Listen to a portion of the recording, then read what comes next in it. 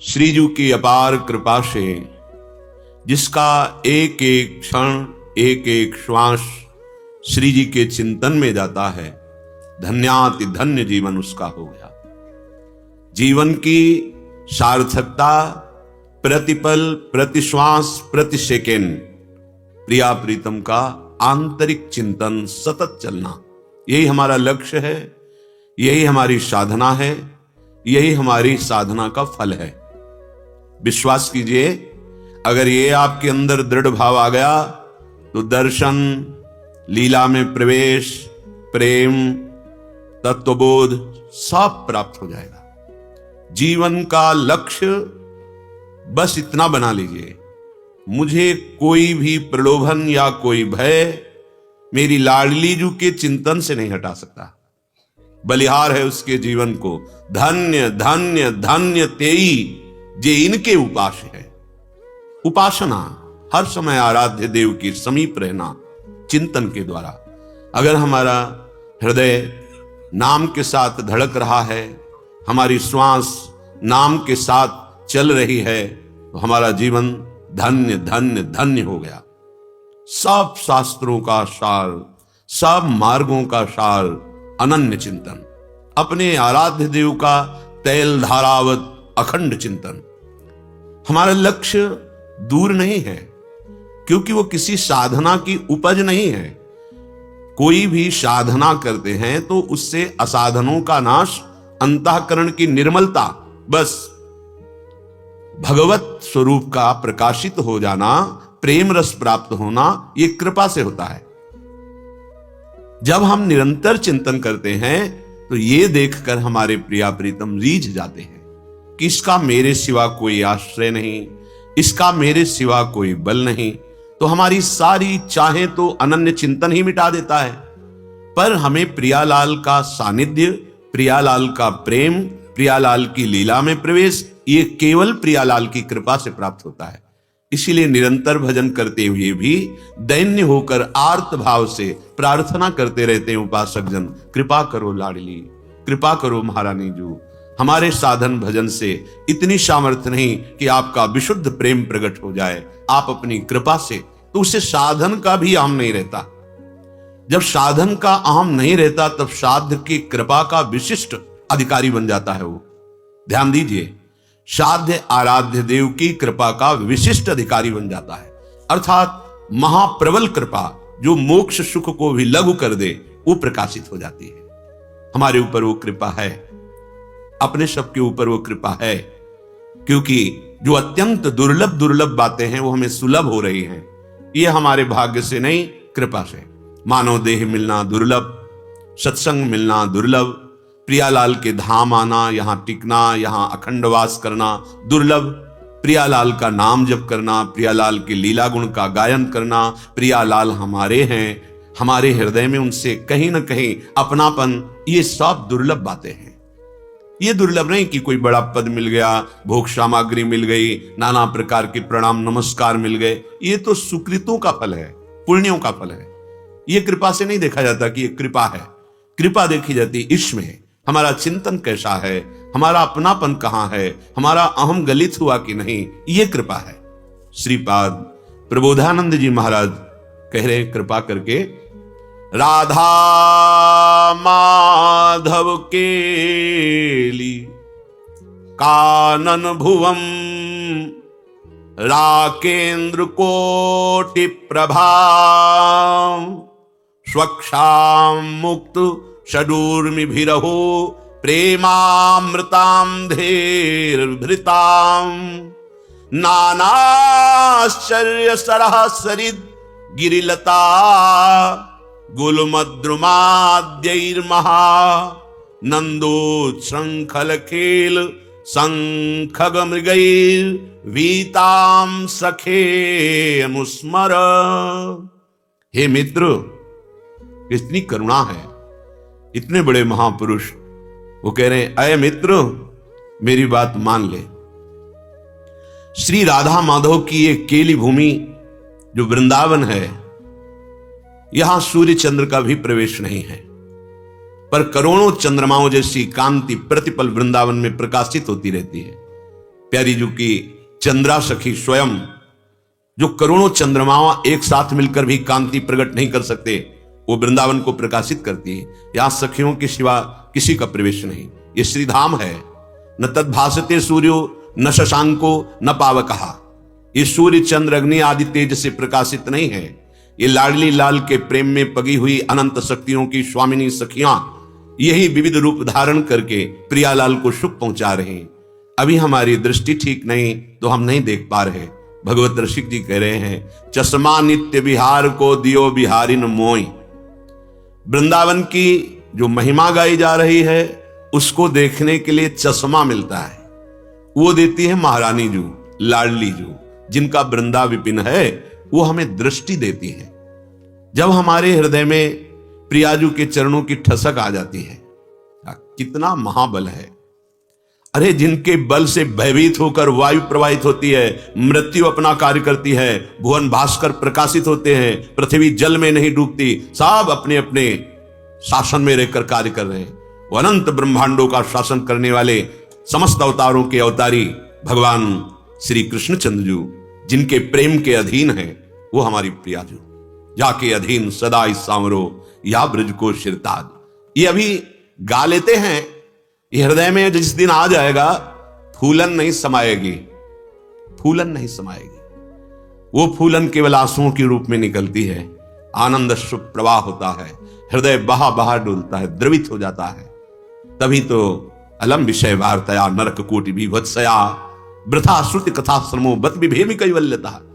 बंद करो ये विषय वार्ता, ये कोटि नरकों से भी घृणास्पद है और मुझे वेद वार्ता की भी अब आवश्यकता नहीं, वृथा। और मोक्ष से तो मुझे कोई संबंध नहीं, भय लगता है, विभेमी कैवल्यता। परेश भजनोन्मदा यदि सुखादया किम तथा। बड़े बड़े भजनानंदी ईश्वर की आराधना करते हैं, सिर झुकाकर प्रणाम करते, लेकिन हमारा उनसे भी क्या, क्योंकि मुझे लाडली जू के चरणों की आराधना मिल गई। परंतु मम राधिका पद रसे मनो मज्जतु। मेरा मन श्री जी के चरणों में लग गया। प्रभु श्री हरि हमारी पराधीनता को मेटने के लिए श्रीधाम वृंदावन का परिचय दिलाया और महारानी जी के चरणों का आश्रय दिलाया। नहीं, हम बहुत गुलाम हैं, अपने को बहादुर समझते हैं, स्वतंत्र समझते हैं, पर देख नहीं पाते कि हम विषयों के गुलाम हैं, हम इंद्रियों के गुलाम हैं, हम मन के गुलाम हैं, प्रकृति के अधीन हैं हम। ये पराधीनता मिटने के लिए हमें अवसर मिला है। ये मानवदेह, ये सत्संग, ये पराधीनता को मिटाने के लिए। हरिराम व्यास जी कह रहे हैं, हे हरि अब तो कृपा कर दो, मेरी पराधीनता मेटो हरि किनो। हे हरि आप ही मेरी पराधीनता को मिटा सकते हो, आप मिटा दीजिए। अपने शरण राख ले हूं बलि जाऊं, विमुखन के द्वारे उझको जिन। बहुत ध्यान देने योग्य बात कहे हैं। पाए रतन, हमें रतन मिल गया वृंदावन, परिचय नहीं मिला। रतन पाए चीन्ह्यो नहीं, दीन्ह्यो करते डाल। बहुत बढ़िया अवसर मिल गया है, आपको जीने की आशा है, इसलिए आपको सोना अच्छा लगता है। और जिस दिन ये बात समझ में आ गई कि कभी भी शरीर छूट सकता है, तो अब ये बात लग गई कि कमा लो, कमा लो, जितना भी कष्ट मिले चुपचाप सह लो, राधा नाम कमा लो, राधा राधा राधा राधा राधा, इतनी कमाई कर लो कि हमारे प्रियालाल प्रसन्न हो जाए। बिक जाते हैं प्रियालाल, जिससे लालजू कहते हैं, राधा नाम मेरा निश्चित मूल्य है, अगर आप राधा नाम एकत्रित कर लो, मुझे खरीद लो। ये नींद में सोने का मतलब है इंद्रियों को विश्राम मिलना। इंद्रियों का विश्राम मतलब संसार का चिंतन छूटा ना, इसमें आपको सुख लगता है। नहीं नहीं, अगर संसार का चिंतन जागृत होकर छोड़ दो तो तुम महापुरुष हो जाओगे। जागृत अवस्था में संसार का चिंतन छूटा तो इंद्रियां विश्राम को प्राप्त हो जाती हैं। विश्राम ही नहीं, परम विश्राम को प्राप्त हो जाती है। हे हरि अपनी शरण में ले लो, बलिहारी जाऊं, ये विमुखन के द्वारे हमारा जाना बंद करवा दो। कैसे, कौन से सुख के लिए हम किसी अन्य का आश्रय ले हाथ पसारे? बड़ी बुद्धि मारी गई है यदि प्रभु का आश्रय लेकर के हमारे अंदर और किसी से चाह प्रकट हो जाए कि अमुक हमें फल देंगे, अमुक हमें धन देंगे, अमुक हमें वस्त्र देंगे, अमुक हमारी व्यवस्था करेंगे, तो धिक्कार है तुम्हारी शरणागति को। प्रभु अखिल कोटि ब्रह्मांडों के इस अनंत शक्तियों के स्वामी और उनके तुम पार्षद पद पे हो, दास हो। जिन विषयों का साधना अवस्था में ही महत्व नहीं रहता, उन विषयों का तुम आश्रय भी लिए हो, हरि शरणागत कहलाते हो। कैसे? बड़ी विडंबना है। हे हरि, मुझे ऐसा विश्वास दो कि मैं आपके विमुख जनों के दरवाजे जाकर ऐसा ना करूं। ये ऐसा करना शरणागति में कलंक है।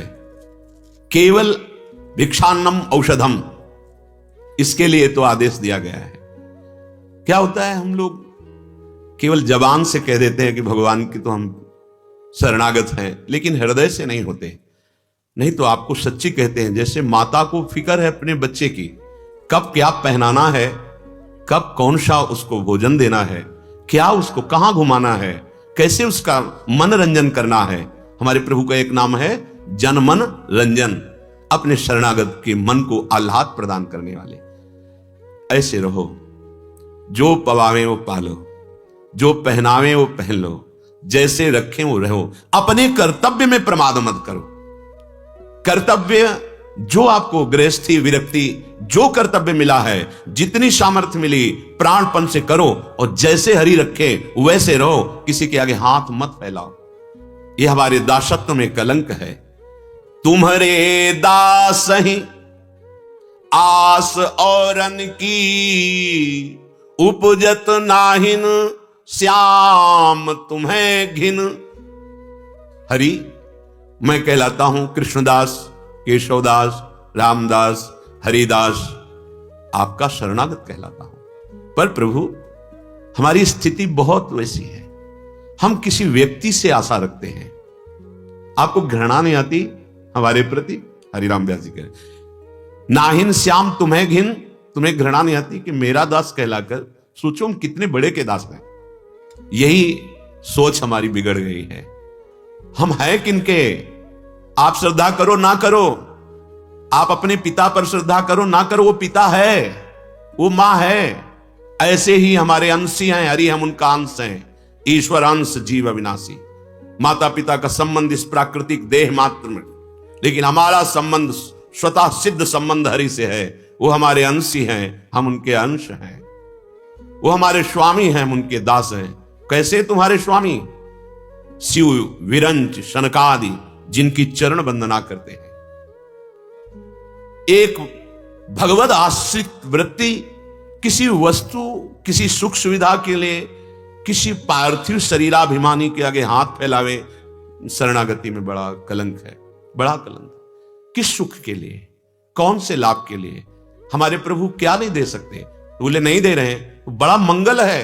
अगर वो नहीं दे रहे तो बड़ा मंगल कर रहे हैं। सच्ची मानिए, अज्ञान के कारण आप ऐसा सोचते हैं। उनके पास कोई कमी नहीं, वो मायाधीश है। वो हमें इसलिए नहीं दे रहे, अनंत जन्मों से हम भटक रहे हैं। अब वो अपने को देना चाहते हैं। काहे को माया की चीजें मांग रहा है? मेरे को ले। प्रभु को लेके क्या करेंगे? प्रभु के प्राप्त होने पर सब प्राप्त हो जाएगा, कुछ बाकी नहीं रहेगा। आनंद समुद्र है। हम जो वस्तु मांग रहे हैं, जो विषय भोग रहे हैं, वो आनंद की खोज में आनंद मिलेगा। नहीं है इसमें आनंद, ये दुख योनया है। आनंद समुद्र प्रभु है। हे प्रभु, आपका कहलाकर औरों के आगे हाथ पसा, किसी लिए भी हाथ नहीं पसाना। हमको कोई धार्मिक कृत्य करना, तो हमारे पास जो है उतने से ही धर्म की पूर्ति हो जाएगी। उससे चंदा मांगने की जरूरत नहीं। सत्य धर्म के पालन के लिए ऐसे करने की आवश्यकता नहीं। एक महात्मा मुदगल नाम के ऋषि थे। वो शीलोंच वृत्ति से जीवन निर्वाह करते थे। सील कहते हैं जब किसान का पूरा अन्न उठ जाता है, उसका अधिकार खत्म हो जाता है खेत से। अब वो जो पड़े हुए दाने हैं अन्न के, उन्हें चुन लेना।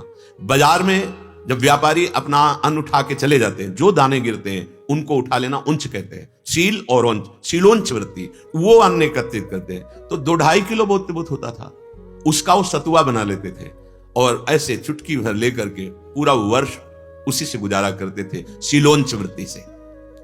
शिलोंच वृत्ति से एकत्रित किया हुआ 2-2.5 किलो सतुआ मिट्टी के पात्र में रखा। इतने में अतिथि रूप से आ गए भगवान। निष्ठा की परीक्षा होती है। यदि आप कुटिया बनाए हो, यदि आपके यहां अन्न है एकत्रित, तो आए हुए अतिथि का अगर स्वागत नहीं करेंगे तो आपका तप और पुण्य नष्ट हो जाएगा। शास्त्रीय सिद्धांत है।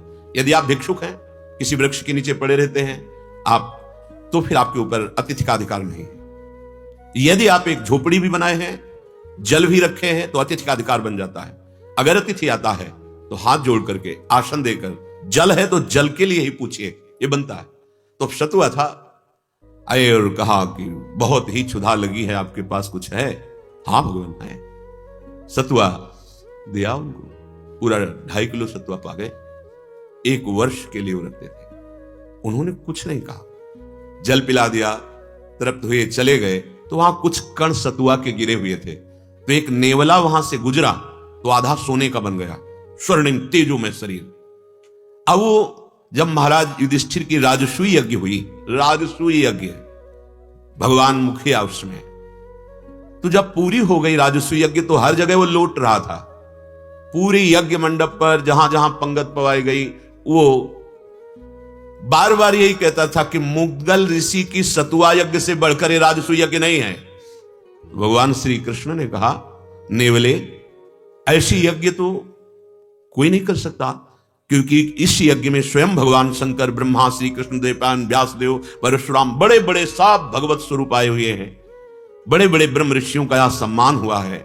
समस्त वैभव इस समय महाराज युधिष्ठिर के सेवा में है, आप ऐसा क्यों कह रहे हो? तब उसने कहा, महाराज शिलोंच वृत्ति से जीवन यापन करने वाले मुद्गल ऋषि का पूरी कथा बताई, और मैं वहां से गुजरा तो मेरा आधा शरीर स्वर्ण का हो गया। अब मैं सोच रहा था कि कहीं ऐसा पुण्य होगा तो मेरा पूरा शरीर स्वर्ण का हो जाएगा, पर राजसूय यज्ञ में वो नहीं हुआ जो सतुआ यज्ञ से हुआ। आप समझ पा रहे हैं? यदि आप धर्म से कमा रहे हो, 1 रुपए का आप धर्म कर दिए तो 1 अरब का बहुत बड़ा धनी वो दान करे तो तुम्हारी समानता नहीं कर सकता। 1 करोड़ गाय राजा दान करे और 1 गरीब आदमी बछिया दान कर दे तो उसकी बराबरी नहीं कर सकता। इसलिए अगर हम सोचे कि यज्ञ करने के लिए, या हम भंडारा करने के लिए, या कोई बड़ा अनुष्ठान करने के लिए हम चंदा मांगे, जरूरत 4 लोग स्वयं सहयोग कर रहे हो, बात अलग की बात है। नहीं, धर्म आपके पास जो है उसी से पूर्ण हो जाएगा। आपके पास जो भी है, आपके धर्म की पूर्णता उसी से हो जाएगी, किसी से मांगने की जरूरत नहीं है। हे हरि, आपका दास कहला करके मैं औरों से मांगता हूं, आपको घृणा नहीं होती? ये तो छोड़ देना चाहिए। अंदर से चाह नहीं रखनी चाहिए और ऐसे कभी नहीं करना चाहिए। श्री, कीर्ति, बुद्धि, ह्री, ये सब नष्ट हो जाती है जो ऐसे करता है। पूज्यपाद उड़िया बाबा जी की वचन में, अगर विरक्त है तो एक ही जगह केवल आज्ञा है, क्षुध व्याधिस चिकित्सताम। क्षुधा रूपी व्याधि की चिकित्सा के लिए भिक्षान्नम औषधम, भिक्षा रूपी अन्न औषधि से हरि का आश्रय लेकर जो वैराग्य मार्ग में है वो केवल भिक्षाम दे, राधे श्याम, जो रूखा सूखा जैसा मिला बस उससे गुजारा करना, ये मांगने की तो बात है नहीं। हरि के आश्रित जनों की कई वृत्तियां होती हैं, जैसे एक होती है आकाश वृत्ति, ये महान वृत्ति है। भगवान जो भेज देंगे जैसे रखेंगे वैसे रहेंगे, ना भिक्षा मांगेंगे ना किसी से कुछ कहेंगे, वो आकर। एक होती है अजगर वृत्ति, पड़े हैं आ गया हमारे मुख के सामने तो पा लिया, नहीं तो नहीं पाया। यह है मधुकर वृत्ति। मधुकर कहते हैं भौरा। भौरा जैसे हर पुष्प से पराग लेकर अपने प्राणों का पोषण करता है, ऐसे वैरागी 4 घरों में जाकर माधुकरी मांगकर अपने प्राणों का पोषण करके परमात्मा चिंतन में लगा रहता है। लेकिन धन मांगना या अन्य कुछ मांगना तो कहते हरि तुम्हें घृणा नहीं आती हमारे ऊपर?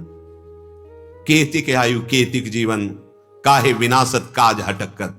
अरे तुम्हारा कार्य था निष्काम होकर परमात्मा चिंतन करते हुए त्रिभुवन पर विजय प्राप्त करना, और तुम इस छोटी सी आयु के लिए भोग मांगते घूम रहे हो। व्यवस्था की कितना, अरे हरि आश्रित रहो, वो चाहे जैसे महलों में रखे चाहे झोपड़ी में बांध दें, जथा लाभ संतोष सदा, काहू सो कछु न चाहूंगो। ये हमारी निष्ठा है, ये हमारा जीवन है वैरागियों का।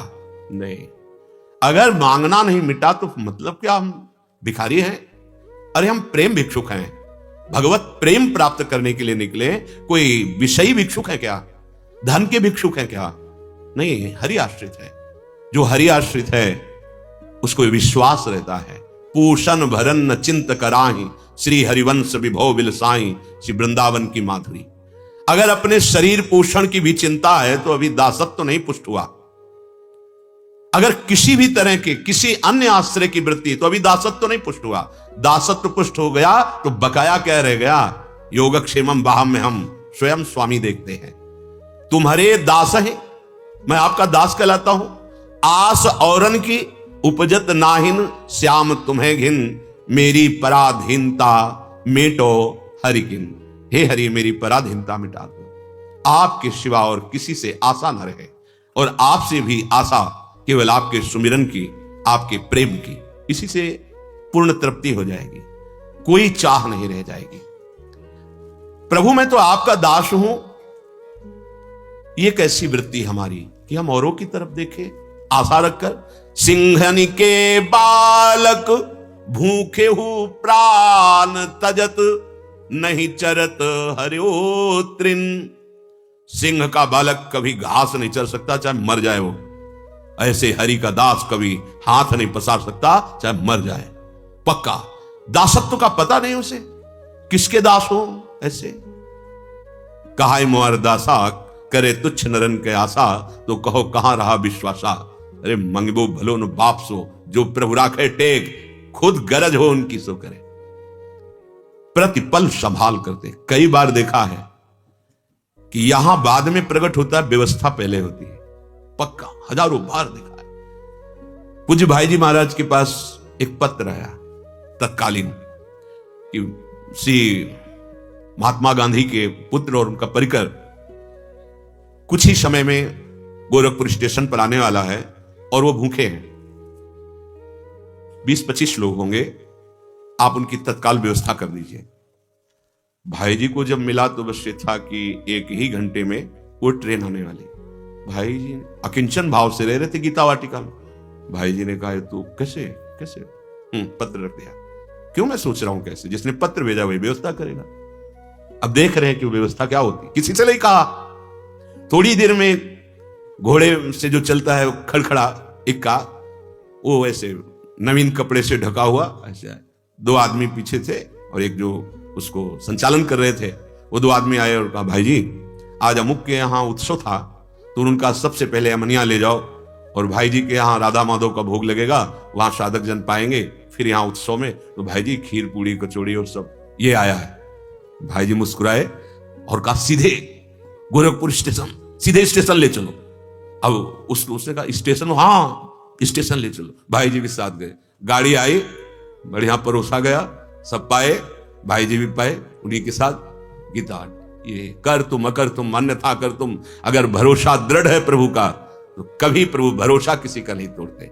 विश्वास करो। नरसिंह मेहता जी के पास इतना बड़ा पर्चा आया भात भरने का, रख दिया गोविंद के सामने। आपने ही तो पीड़ित करके लिखवाया उनसे, ये ले वापईपुर। आश्चर्य में भात भरा, आश्चर्य में। हम प्रभु के दास हो के कह रहे सिंह का बच्चा भूखा मर जाए तृण नहीं चरता, ऐसे हरि का दास चाहे प्राण निकल जाए ऐसे नहीं करता किसी से। अगर ऐसे है तो दासत्व में कमी है, शरणागत में कमी है। अभी ठसक नहीं आई अपने आराध्य देव की, मांगने की जरूरत है। जैसे कोई कहता है प्रभु को क्यों परेशान करें मांग के, अज्ञान की बात। सृष्टि बनाने में उनको परेशानी हुई थी क्या? तुम सहयोगी थे क्या? अरे तुमको भी उन्होंने बनाया है। अपनी वृत्ति को, गलत वृत्ति को गुण मत मानो, गलती को गलती मानो, सुधार कर लो। ताही प्रभु की प्रभुता साची, जाको सेवक सच पावे दिन। व्यास ही आस राधिका वर की, जग रूठो तूठो अब ही किन। आहा, कह रहे प्रभु मैं आपसे और कुछ नहीं मांग रहा हूं, मेरी पराधीनता मिट दो। ये इंद्रियों की गुलामी, ये मन की गुलामी, ये भोगों की गुलामी, औरों के आगे हाथ पसारने की इच्छा, औरों का भरोसा आशा, इसे मिटा दो। ताही प्रभु की प्रभुता साची, उसी स्वामी की प्रभुता साची होती है जिसका सेवक सुखी होता है। और हम विषयों की गुलामी, मन की गुलामी में रहें, दूसरों के आगे हाथ पसारें, तो क्या प्रभु ये हमें सुख प्रदान करेगा? नहीं। तो फिर आपका सेवक होकर हम क्या दुखी रहें? आप कृपा करो। क्या वस्तुएं नहीं मांग रहे? पराधीनता मेटो, मुझे ऐसा ज्ञान दो, मेरे अंदर ऐसी भक्ति प्रदान करो कि किसी के आगे हाथ पसारने की वृत्ति न रह जाए, किसी अन्य का भरोसा न रखे। हे नाथ, व्यास ही आस राधिका वर की, बस हमें तो केवल आशा आपसे है। हे राधावर, हे राधा वल्लभ लाल, केवल आपसे आशा है। ये संसार चाहे अभी प्रसन्न हो जाए और चाहे सब नाराज हो जाए, मुझसे इससे कोई फर्क नहीं। यह है दास का स्वरूप। और यदि आपने प्रभु की दासता स्वीकार कर ली, धाम का आश्रय ले लिया, तो एक बात जो कह रहे उसे ध्यान से सुनना। कह रहे स्वक्षाम मुक्त सडूर्मि भी रहो प्रेमामृताब्धेर धृताम।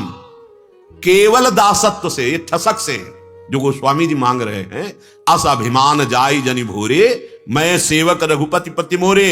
ये अभिमान कभी भूलू ना, हर समय अभिमान बना रहे कि सियाराम मेरे स्वामी और मैं उनका दास, ऐसे श्यामा श्याम मेरे स्वामी और मैं उनका दास, से ठसक बनी रहे। क्या होगा इससे? कह रहे स्वक्षाम, आपका मन स्वच्छ हो जाएगा, आपकी बुद्धि स्वच्छ हो जाएगी, आपका चित्त स्वच्छ हो जाएगा, आपका अहंकार स्वच्छ हो जाएगा, तो आपको दिव्य वृंदावन, जो करोड़ों चंद्रमाओं की कांति बिखर रही, जहां अद्भुत सुख की वर्षा करते हुए प्रिया प्रीतम विहरण कर रहे, इन्हीं नेत्रों से देखने को मिल जाएगा।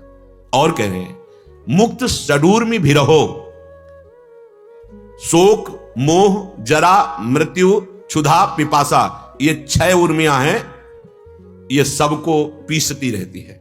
शोक मोह क्षुधा पिपासा जरा मृत्यु। शोक हो जाना, देख लो हृदय में, मोह हो जाना, बुढ़ापे का दुख भोगना, भूख प्यास से पीड़ित रहना और मृत्यु का भय सताना। शरणागत की 6 उर्मियां बिना किसी साधन के नष्ट हो जाती हैं। भूख प्यास की चिंता नहीं रहती, क्योंकि जब आपको पवाना हो, छोटा बच्चा खेल रहा है, मां पकड़ के ला रही, चल बाल भोग कर, दूध पी, फिर जाके खेल। एक वात्सल्य के एक अंश से है, अनंत वात्सल्य समुद्र प्रभु के हमारी चिंता नहीं रखते। अगर वो हमें भूखे रखना चाहते हैं तो हमारा परम मंगल है, क्योंकि निरंतर भगवदाकार वृत्ति कराना है उनको, हमको सामर्थ्यशाली बनाना है, इसलिए हमें भूखे रख रहे हैं। नहीं उनके क्या भंडार में कमी है क्या? जैसे भगवान संतों को कई कई दिन भोजन नहीं, ये क्या है? परिपक्व स्थिति कि भूख में भी हमारा भजन निरंतर चले, कभी खूब हलवा पूड़ी अच्छे अच्छे पदार्थ, तो भगवत विस्मरण नहीं, निरंतर भजन। कोई भी, ना तो क्षुधा, ना पिपासा, ना शोक, न मोह, न जरा, न मृत्यु, कोई भी हमारे भजन को रोक ना पावे, भगवान इसलिए हमको पक्का करते हैं। जो शरणागत है उसके ऊपर इनका प्रभाव नहीं पड़ेगा। मोह ये सबको बांधे हुए हैं, लेकिन शरणागत का वही मोह, वही ममता एकमात्र प्रभु से हो जाती है। सबकी ममता ताग बटोरी, मम पद मन बांध बर डोरी। वो एकमात्र प्रभु से प्रेम करता है। बुढ़ापे का कष्ट उसे होता है जो जवानी में नाना प्रकार की विषय विलासिता में व्यतीत किया है, अब बुढ़ापे में उसको जलना पड़ेगा। और जवानी में संयम रह के भजन किया है तो बुढ़ापा उसके लिए दुखदाई नहीं होता, बहुत सुखद रहता है, क्योंकि काम हो गया। जब नया कपड़ा मिल जाता है तो पुराना कपड़ा का शोक नहीं रह जाता, ध्यान रखना। जब भाव देह की प्राप्ति हो जाती है तो इस शरीर को अभी नष्ट हो जाए कोई फर्क नहीं पड़ता। जैसे सांप की केचुल उतरने पर सांप को कोई कष्ट नहीं होता, उसको कोई राग नहीं होता उस केचुल से, ऐसे ही भक्त को या ज्ञानी को अपने इस भ्रमात्मक शरीर से बिल्कुल राग नहीं रहता। इसका मतलब ये नहीं कोई स्नान नहीं करता, वो वस्त्र नहीं धारण करता, वो उचित पथ्य या कुपथ्य का ध्यान नहीं रख, ये सब होगा, राग नहीं होगा, राग पूर्वक नहीं होगा। मृत्यु का भय जीने की आशा के कारण है। जीने की आशा ज्ञान से, भक्ति से, अष्टांग योग से, कर्म योग से ये मिट जाए। हमारा जीवन किस लिए है? प्रभु के लिए। तो हम अभी राधा बोल रहे हैं, अभी खत्म हो जाए तो जो परम लाभ हमें हजारों वर्ष अगर जीवन मिले तो जो लाभ मिलना हो हमें इसी सेकंड में मिल रहा है। मुझे क्या, 1 दिन रखें, 2 दिन रखें, 10 दिन रखें, साल भर रखें, 10 साल रखें, ये उनका कार्य है। मेरा काम तो अभी हो रहा है राधा, और इसी समय शरीर छूटे तो श्री जी मिल जाएंगे। ये तो रही भक्ति। अगर लक्ष्य बन जाए अपना कोई संसारिक विषय भी, संसारिक उन्नति भी, तो देखो लोग अपने प्राण त्याग देते हैं। अगर द्वेषात्मक वृत्ति है तो एक अपने को नष्ट करके सैकड़ों को नष्ट करने के लिए, खत्म हो गया उसको मृत्यु का भय, लक्ष्य दृढ़ हो गया। ये तो भागवतिक लक्ष्य है। अरे बिल्कुल माइक लक्ष्य में मृत्यु का भय खत्म हो जाता है। राष्ट्रभक्ति भी छोड़ो, राष्ट्रभक्ति में तो हंसते हुए वंदे मातरम कहकर फांसी पे चढ़ गए। आप देखो जो द्वेषात्मक वृत्ति वाले हैं वो अपने शरीर में विस्फोटक बांध करके हजारों लोगों को मारने का लक्ष्य बनाया, तो जान रहे कि जब हमारी बटन दबेगी तो पूरा शरीर चिथड़ा हो जाएगा, मर जाऊंगा। नहीं है उनको भय, उड़ा देते, अपने को उड़ा दिया, हजारों को उड़ा दिया। मृत्यु कोई खास भयावह नहीं है यदि हमारा लक्ष्य दृढ़ हो जाए। लौकिक लक्ष्य में मृत्यु का भय नहीं होता। दो मित्र परस्पर मोह राग से, काम भाव से युक्त हुए, अब उनको बिछोड़ना पड़ेगा तो दोनों अपने प्राण त्याग देते हैं, बिछोड़ना पसंद नहीं करते। देखो छोटी छोटी बातों में मृत्यु का भय खत्म हो गया और तुम भगवान के दास हो, सच्चिदानंद प्रभु की उपासना करते हो, तुम्हें मृत्यु का भय रह जाएगा, मतलब अभी लक्ष्य दृढ़ नहीं हुआ। क्षुधा पिपाशा भगवद आश्रित है, जब जहां जैसे आनंद ही आनंद है, क्योंकि हम भगवद आश्रित है। चाहे गृहस्थ हो चाहे विरक्त, जो भगवत आश्रित है। देखो सुदामा जी गृहस्थ में थे, बच्चे सब, कई कई दिन भिक्षान्न नहीं मिलता तो तुलसी दल अर्पित करके चरणामृत के साथ उसी में जय श्री कृष्ण आनंदित रहते। परिणाम हुआ लोकाधिपति भगवान मानो एक लोक की संपत्ति पूरी एकत्रित कर दी, ऐसी सुदामापुरी। सुदामा जी उस समय भी हर्षित नहीं हुए, नहीं आपने जो मुझे अंदर की संपत्ति दी, अपना प्रेम, मैं उससे संतुष्ट हूं, आपकी इस बाहरी संपत्ति से मेरा कोई संबंध नहीं। ये 6 उर्मियां नष्ट हो जाती है। जो धाम का आश्रय लेकर धामी राधा माधव की शरणागति दासत्व भाव को, असलियत में दासत्व भाव को स्वीकार करता है। अब उस इतना ही नहीं, बोले प्रेमामृताब्धेर भृताम, उसके हृदय में प्रेम का प्रादुर्भाव कर देते। ये दुर्लभ बात है। अब वो प्रेमामृत सागर जहां उसके हृदय में तरंगायमान हुआ, तो उसकी तरंग है लीला, प्रियालाल की लीलाएं। अब वो उन लीलाओं के चिंतन में, देखने में इतना डूब जाता है कि अपने आप को भी लीला में पाता है। यह है सबसे बड़ी उपलब्धि, भावदेह की प्राप्ति होकर लीला में प्रवेश पा जाना। यह सब दासत्व से प्राप्त होता है, शरणागति से प्राप्त होता है। अपने लोग शरणागत कहलाते हैं, पर शरणागति के मार्ग में हम नहीं चल पा रहे, हम उनके प्रतिकूल चलते हैं। जबकि श्री कृष्ण अनुकूल लेन प्रतिकूलस्य वर्जनम, प्रतिकूलता त्यागनी चाहिए। हमें क्या अपने प्रभु का ऐसा भरोसा नहीं है कि वो हमारे लिए जो विधान कर रहे हैं बहुत मंगलमय विधान कर रहे हैं? फिर क्यों हम प्रश्न करें प्रभु से कि हमारी ऐसी व्यवस्था होनी चाहिए? वो अज्ञानी है क्या? अरे महालक्ष्मी पति, एक संकल्प से अनंत ब्रह्मांडों का सृजन करने वाले, और हम उनके दास हैं। यदि वो मुझे ऐसी परिस्थिति दिए तो है कोई मंगल विधान, विश्वास मान लीजिए। हम याचना ना करें, और अगर याचना करनी ही है तो केवल अपने प्रभु से करें, अन्य किसी से याचना ना करें। चलते हैं, श्री भगवान अर्जुन जी को उपदेश किया 2 बातों का। एक तो सांख्योग ज्ञान, जब अर्जुन जी को शोक हुआ कि मैं कैसे इनको मारूं, ओठ सूखने लगे, शरीर कांपने लगा, उतरकर भगवान के चरणों के समीप खड़े हो गए। कहा मैं युद्ध नहीं करूंगा, मैं इनको कैसे मारूं? मैं आपका शिष्य हूं, आपका शरणागत हूं, मेरा जिसमें परम श्रेय है, परम कल्याण है, वो आप मुझे बताइए। भगवान ने पहले सांख्य योग का वर्णन किया, ज्ञान योग कि जिसमें शरीर क्या है और आत्मा क्या है, वर्णन किया। फिर अर्जुन जी को बताया कि जब शरीर अगर मानते हो जन्मा है तो मरेगा जरूर, वैसे तुम अजन्मा हो, ना तुम्हारा कभी जन्म हुआ है ना तुम्हारी कभी मृत्यु होगी, शरीर राग के कारण ऐसा है। यह बात जब हमारी बुद्धि मोह रूपी दलदल से तर जाएगी, शास्त्र रूपी जाल से भी निकल जाएगी, और हम विषय, इंद्री, मन, बुद्धि इन सबको अपने अधीन कर लेंगे तो परमात्मा में स्थित हो जाएंगे। परमात्मा में स्थित पुरुष का लक्षण क्या है? वो कैसे बोलता है, कैसे बैठता है, कैसे व्यवहार करता है? ऐसा अर्जुन जी ने प्रश्न किया। भगवान ने उसका उत्तर दिया। अभी जो कल तक चर्चा हुई वो ब्राह्मी स्थिति की चर्चा हुई। अब अर्जुन जी को लगा कि भगवान मिली हुई बात कैसे कह रहे हैं। यह नियम है कि जब श्रोता, प्रश्नकर्ता अपना आग्रह लेकर जाता है तो उसको कभी उत्तर सही नहीं लगेगा, पक्का, बिल्कुल शास्त्रीय अनुभूत उत्तर दिया जा रहा है, लेकिन उसका संशय निवृत्त नहीं होगा। क्यों? क्योंकि अंदर से आग्रह लेकर के गया है कि मैंने जो निश्चय किया यही ठीक है।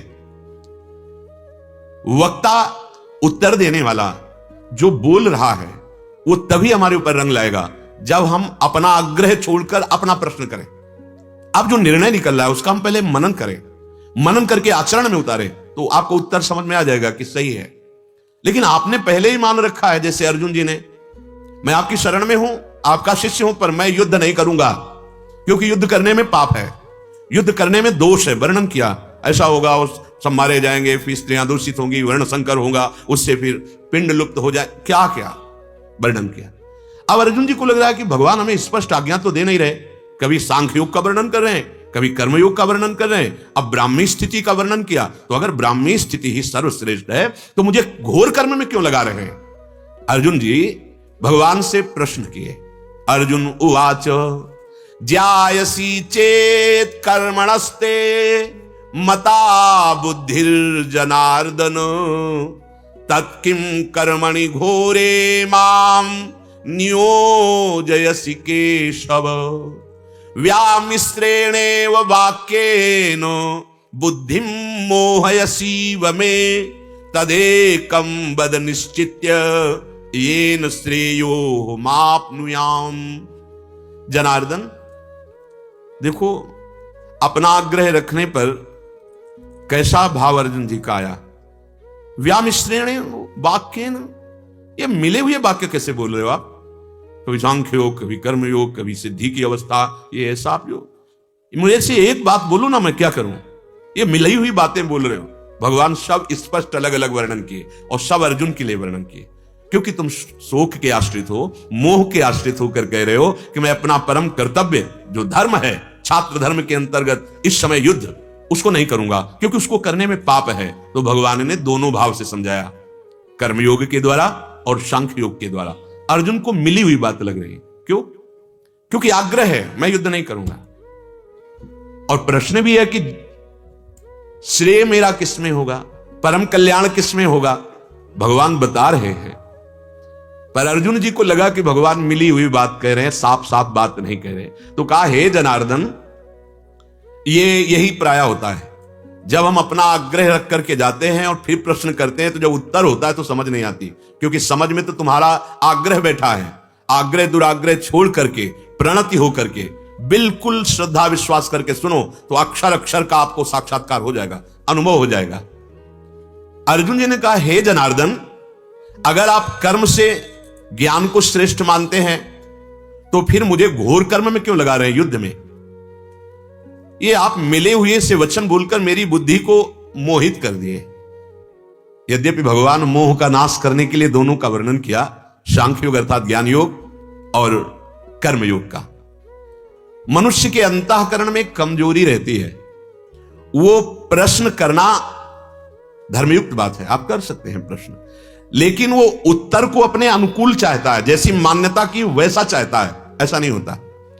वक्ता से अपनी बात का समर्थन करवाना वो उत्तर नहीं होता है, उसको स्वतंत्रता दी जाए। और जो हमारी मान्यता है, अगर हमें पक्का विश्वास है तो प्रश्न क्यों किया? और अगर प्रश्न किया तो मतलब तुम्हारी निष्ठा नहीं है, तुम्हें जो अनुभव उस पर पक्का विश्वास नहीं। तो अब वो जो बोल रहे हैं श्रद्धा से सुनो और आचरण में उतारो, पक्का अनुभव हो जाएगा। कह रहे हैं अंतःकरण में कमजोरी रहती है।